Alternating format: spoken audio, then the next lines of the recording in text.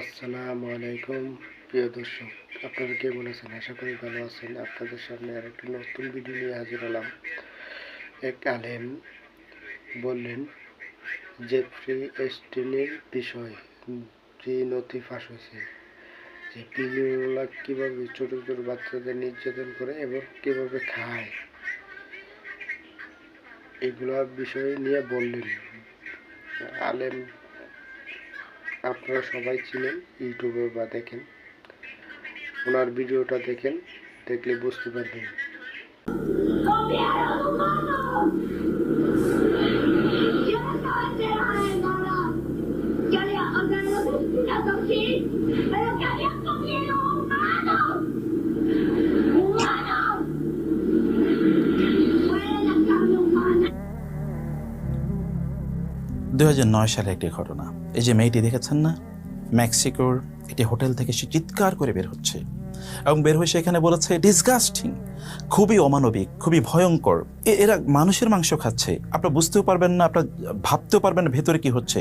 এরা মানুষের মাংস খাচ্ছে, মানুষের, এবং এরা মানুষের মাংসগুলোকে স্মেল করছে। আমি ভাবতেও পারি না এরকম ঘটনা করছে।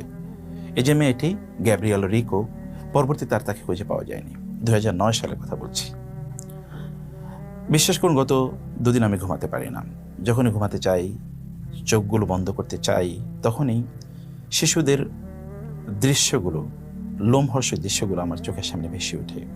শিশু পাচার, কন্যা, একেবারে শিশু 3 থেকে 9 বছরের বাচ্চাদের উপর যে অমানবিক, অমানুষিক, পাশবিক যৌন নির্যাতন করা হয়েছে, সেগুলো আমার চোখের সামনে যখন ভেসে ওঠে, তখন আমার চিৎকার করে কাঁদতে মনে চায়। কোন সমাজে আমরা বসবাস করছি? আমি আপনাদেরকে এখন দুটো সত্য ঘটনা, বাস্তব ঘটনা বলবো, দুটো কাল্পনিক কথা বলতে চাই।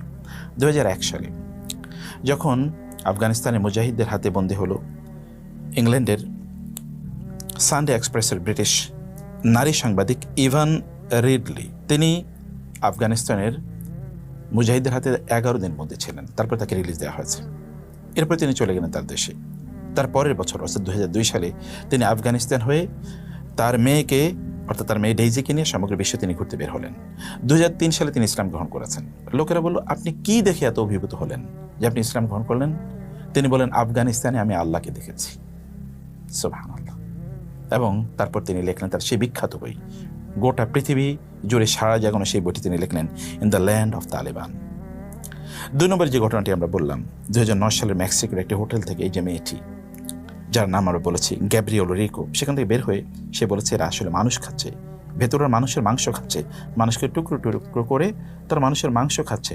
আমি বলছি তারা মানুষের মাংস খাচ্ছে, একথা সে বলছে।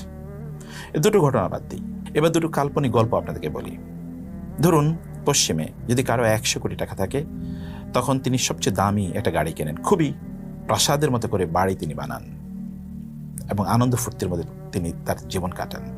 যদি তার 1000 কোটি টাকা থাকে, তখন তার প্রাইভেট জেট থাকে, প্রাইভেট জাহাজ থাকে, রণতরী অর্থাৎ তার ভ্রমণতরী থাকে, এগুলো নিয়ে তিনি বিভিন্ন জায়গায় ঘুরে ঘুরে বেড়ান। আর যদি তারা বিলিয়নিয়ার হয়, তখন তারা মানুষের মাংস খায়। আবার বলছি, তারা মানুষের মাংস খায়, এবং যারা শিশু তাদের মাংস খায়, যারা কন্যা শিশু তাদের মাংস খায়। তারা তাদেরকে কাটে, ফ্রাই করে এবং তাদেরকে বারবিকিউ করে তাদের মাংস তারা খায়। এই দুটো ঘটনার বাইরে আরেকটি কল্পকাহিনী আপনাকে বলি। ধরুন, আপনার কোনো একটা কন্যা সন্তান, তার বয়স 3 থেকে 9, অথবা ধরুন তার বয়স 10 থেকে 15, এরকম একটি সময় তার কাছে কোনো একটা ইমেল আসলো যে তোমাকে তোমার একাডেমিক এক্সেলেন্সের জন্য তোমাকে স্কলারশিপ দেওয়া হলো, তোমাকে ওই ইউনিভার্সিটিতে বা ওই কলেজে তোমাকে পড়ানো হবে, তোমাকে প্রচুর পরিমাণ ইন্টেলেকচুয়াল আউটপুট তোমাকে দেওয়া হবে, ইত্যকার খুব বিশাল লোভ তার সামনে তুলে ধরা হলো। অথবা তাকে কিছু ফান্ডও দেওয়া হলো, অথবা তাকে বলা হলো তুমি সেলিব্রিটিদের সাথে থাকতে পারবে বা তাদের সাথে তুমি ক্যারিয়ার করতে পারবে। এরকম বলে আপনি খুবই আনন্দিত এবং আপনার কন্যা সন্তান আনন্দিত। তারপরে তাকে তুলে দিলেন বিমানে, ফ্লাইটে।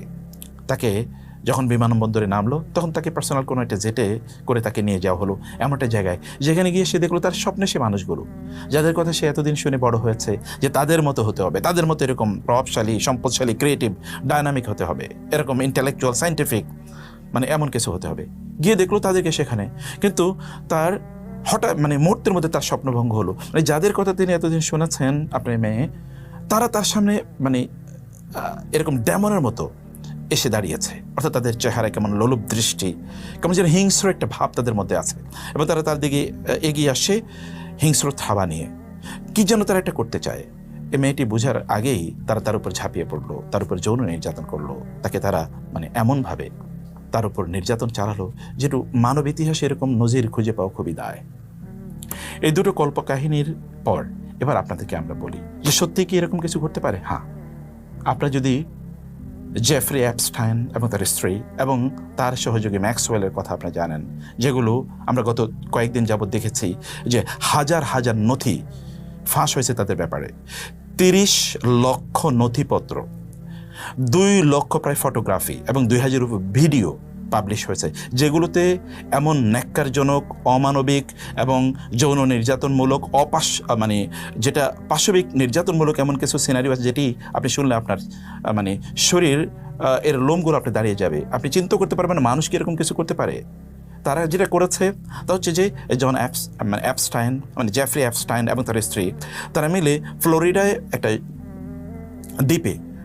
দ্বীপ তারা কিনেছে এবং এটাকে তারা সুরম্য অট্টালিকা দিয়ে মানে অসাধারণ আয়োজন করে তারা রেখে সাজিয়েছে, মনের জন্য দুনিয়ার বেহেশত বানিয়েছে। কিন্তু তার ভেতরে যখন কোনো মানুষ ঢুকে তখন এটা আসলে একটা ভয়ঙ্কর স্যাটানিক এম্পায়ার, একটা শয়তানের একটা রাজত্ব।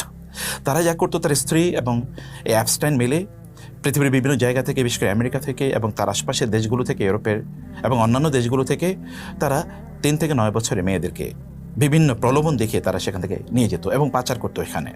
অথবা তার চেয়ে একটু বয়স যাদের বেশি, একটু 12, 13, 15, এদেরকে তারা পাচার করতে সেখানে বিভিন্ন প্রলোভন দেখি এবং সেখানে তারা ইনভাইট করতো পৃথিবীর সবচেয়ে প্রভাবশালী লোকদেরকে। যদি আপনি বলেন আপনাদের স্বপ্নের মানুষ, মানে যদি বলি বিল ক্লিন্টন অথবা বিল গেটস, অথবা যদি বলি আমরা ডোনাল্ড ট্রাম্প, যদি এই সকল ব্যক্তিদের নাম বলি, এমনকি যদি বিজ্ঞানী হিসেবে যদি স্টিফেন হকিংয়ের নাম বলি, অথবা যদি এলন মাস্কের কথা বলি, মানে এই সকল ব্যক্তিরা তারা সেখানে ইনভাইটেড হতো। পৃথিবীর সবচেয়ে প্রভাবশালী রাজনীতিবিদ, অর্থনীতিবিদ, অথবা যারা বুদ্ধিজীবী, জ্ঞানী তাদের ভাষায়, অথবা যারা সেলিব্রিটি, সোশ্যাল মিডিয়া সেলিব্রিটি, অথবা যারা খেলোয়াড় ইত্য করে তাদের সবচেয়ে মানে সঙ্গীত শিল্পীদেরকে তারা সেখানে ডেকে নিয়ে যেত এবং এই সকল শিশুদেরকে তাদের খাদ্য হিসেবে উপস্থাপন করত।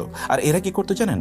এই সকল শিশুদের উপর তারা ঝাঁপিয়ে পড়তো, তাদের উপর যৌন নির্যাতন করত, তাদেরকে তাদের বিভিন্ন ধরনের যেই পাশবিকতা আছে, পাশবিক যেই উল্লাস আছে, এগুলোকে কেন্দ্র করে তারা মেটাতো। এদের উপর তারা ঝাঁপিয়ে পড়তো, শিশুগুলোর উপর, এই যে ভয়ঙ্করী মানুষগুলো, এবং তাদেরকে করে করে তারা খেত। শুধু তাই না, এদের মধ্যে যারা একটু বড়, যারা একটু বয়স্ক, একটু মেয়েদের মধ্যে যাদের বয়স 12, 13, 14, যারা প্রেগন্যান্ট হয়ে যেত, তখন ওদের পেট ছেড়ে সেখান থেকে ওই যে ভ্রূণগুলো অথবা সেখানে যে বাচ্চা জন্ম হয়েছে সেই বাচ্চাকে নিয়ে তারপরে তাকে জ্বলন্ত আগুনে পুড়িয়ে তারপরে স্যুপ বানিয়ে খেত। আবার কখনো কখনো এই শিশুদেরকে যৌন নির্যাতনের মুখে বাচ্চাগুলো মারা যেত, তখন তাদেরকে তারা হত্যা করতো, জবাই করতো, মারতো তাদের মাংসগুলো, তারপরে কেটে কেটে এরপরে ফ্রাই করে অথবা বারবিকিউ করে তারপরে তারা খেত। কখনো কখনো এমনও হয়েছে যে এই সকল শিশুদের পেটের নাড়িভুড়িগুলো, মানে যখন তারা মারা যেত, নাড়িভুড়িগুলো বের করে ওইখানে যে ময়লা অর্থাৎ পায়খানা থাকতো, এগুলো তারা কুটে কুটে খেত এবং তারা উল্লাস করতো।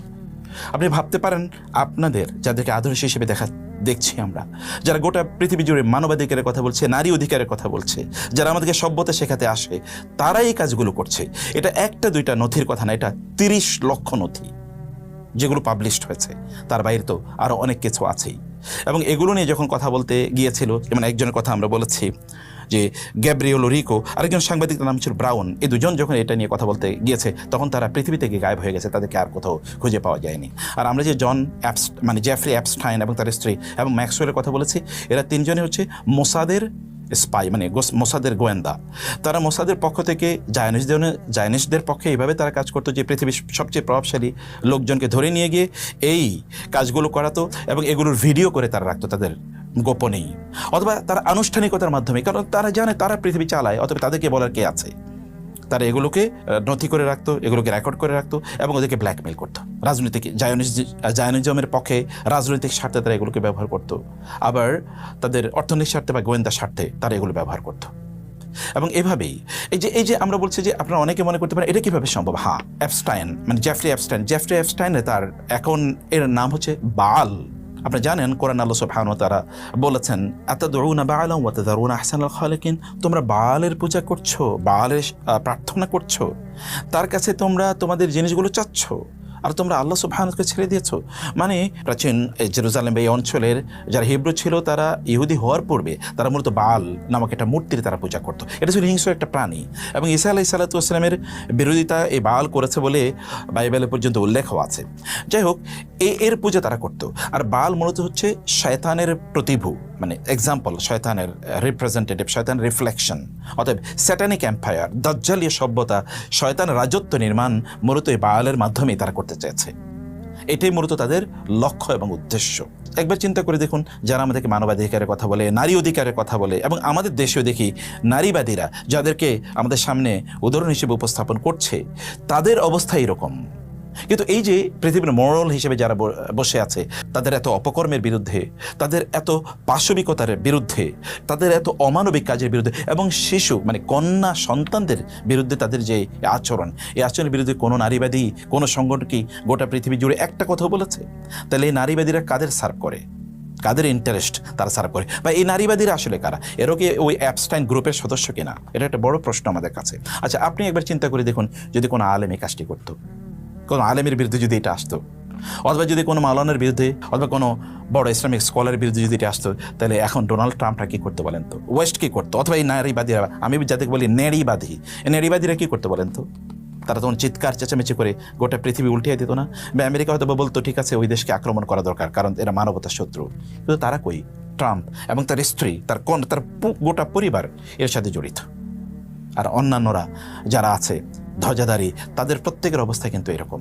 এর সাথে আরেকটি বিষয় আমরা আপনাদেরকে বলতে চাই, তাহলে এই যে মানব অধিকার বা নারী অধিকারের এই যে স্লোগান, এই স্লোগানের মুখোশের আড়ালে আসলে একটা ভিন্ন মুখ আছে, ভিন্ন একটা এজেন্ডা আছে। তা হলো মানব জাতিকে শয়তানের রাজত্বে তাদেরকে নিয়ে যাওয়া, অথবা শয়তানের বা দাজ্জালের অধীনে তাদেরকে নিয়ে যাওয়া। এটাই মূলত এই কাজ। আমরা আপনাদেরকে বলতে চাই, প্লিজ, এই যে কথিত মানবাধিকার অথবা কথিত যেই নারী অধিকারের যেই স্লোগানগুলো আছে, এই ব্যাপারে আপনারা সাবধান হন। আমাদের যুবকদেরকে বলবো, তোমরা কাদেরকে আদর্শ হিসেবে গ্রহণ করছো এটা ভাবো। বোনদেরকে বলবো, আপনারা কাদের কথায় নাচছেন, কাদের কথা শুনছেন, কাদের কথায় আপনারা ঘর থেকে বের হয়ে যাচ্ছেন, অথবা কাদের কথায় আপনারা মনে করছেন যে এরাই আমাদের আদর্শ, এরাই আমাদের কল্যাণ চায়, কাদের কথায় দেখেছেন তারা কারা? এবং তাদের এজেন্ডা যারা আমাদের দেশে বাস্তবায়ন করতে চায়, অথবা বিভিন্ন মুসলিম দেশে যারা বাস্তবায়ন করতে চায়, অথবা পৃথিবীব্যাপী ওদের এজেন্ডা যারা বাস্তবায়ন করতে চায়, তারা আসলে কারা? তাদের মুখোশগুলো আমাদের কাছে উন্মোচিত হওয়া দরকার। আমরা বলবো আমাদের বোনদেরকে, আমাদের মেয়েদেরকে, যে আমরা তোমাদেরকে প্রচণ্ড ভালোবাসি, তোমাদের উপরই ভিত্তি করে এই মানব সভ্যতা টিকে থাকবে। তোমাদের নিজেদেরকে তোমাদের রক্ষা করতে হবে, এবং কোরআন তোমাদের কল্যাণ চায়। তোমাদেরকে যিনি সৃষ্টি করেছেন, আপনাদেরকে, মায়েদেরকে বলবো, আপনাদেরকে যিনি সৃষ্টি করেছেন মহান আল্লাহ সুবহানাহু ওয়া তাআলা, তিনি কি জানেন না আপনাদের কল্যাণ কোথায়? এই মানবরূপী এই পশুগুলো, তারা আপনাদেরকে বলবে যে আপনাদের অধিকার কি, আর সেই অধিকারের স্লোগানই আমরা দেব? No, never. আমরা তাদেরকে বিশ্বাস করি না। তাদের এই রূপ তো আমরা দেখতে পেয়েছি। আল্লাহ সুবহানাহু ওয়া তাআলা এই পাশবিকতা, এই নৃশংস, অমানবিক, এই স্যাটানিক এম্পায়ারের সদস্যদের থেকে আল্লাহ তাআলা আমাদেরকে এবং মানব জাতিকে রক্ষা করুন। আল্লাহুম্মা আমিন। আসসালামু আলাইকুম ওয়া রাহমাতুল্লাহি ওয়া বারাকাতুহু। যদি ভিডিওটা ভালো লাগে, লাইক, শেয়ার, কমেন্ট করে জানাবেন। আর এরকম নতুন ভিডিও পেতে চ্যানেলটা সাবস্ক্রাইব করবেন। সবাই ভালো থাকবেন। আল্লাহ হাফেজ। আসসালামু আলাইকুম।